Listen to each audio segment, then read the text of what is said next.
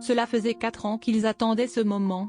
Le prince William et le prince Harry ont enfin inauguré la statue hommage à Diana dans les jardins du palais de Kensington. Ce projet, les deux frères l'avaient initié en 2017, au moment de commémorer les 20 ans de la disparition de leur mère. Repoussée à plusieurs reprises, la cérémonie s'est finalement tenue ce 1er juillet 2021, jour où la princesse de Galles aurait fêté ses 60 ans. Crise sanitaire oblige, l'inauguration s'est tenue en comité très restreint, autour de William et Harry. Se trouvaient leur tante Lady Sarah McCorquodale et la baronne Jane Fellow, et leur oncle comte Charles Spencer, les sœurs et le frère de Diana. Le trio est d'ailleurs arrivé Kensington dans l'indifférence générale. Les membres du comité en charge de ce projet étaient présents également, le sculpteur Ian Ranke Broadley, le paysagiste Pip Morrison et l'historien de demeure royale Rupert Gavin. div.ad-placé-oldé.ad-bazin-read 1, YDTH 2.300px.midnight 2.330px, @mediascreen min YDTH,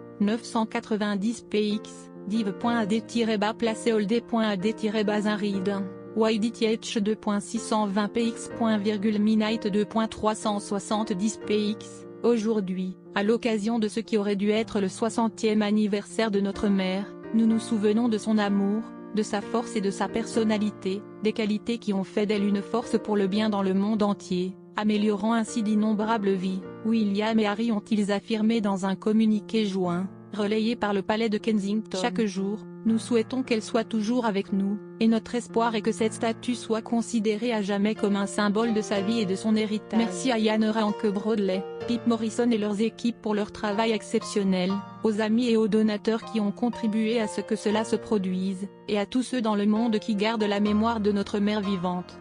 Après un premier aller-retour en Angleterre en avril, pour assister aux obsèques de son grand-père le prince Philippe, le prince Harry est arrivé de Californie vendredi dernier. Le Britannique de 36 ans a passé 5 jours en quarantaine dans son Frogmore Cottage de Windsor avant de pouvoir jeudi soir. Il avait effectué une première sortie publique à l'occasion d'une garden party avec son copain et le duc de Sussex ne devrait pas s'attarder outre-Manche puisqu'il a laissé femme et très jeunes enfants de l'autre. De son côté, revenu d'un déplacement avec la reine en Écosse, le prince William aurait découvert en avant-première la statue de Diana avec son épouse Kate Middleton. Puisqu'il habite au palais de Kensington avec leurs enfants, George, Charlotte et Louis, 7, 6 et 3 ans, étaient peut-être présents également. Cette inauguration était d'autant plus attendue qu'elle survient dans un contexte familial tendu, depuis qu'il a officiellement quitté la monarchie pour s'installer en Californie avec Meghan Markle. Le prince Harry entretient des relations délicates avec déjà froissé de voir le couple partir avec fracas en début d'année 2020,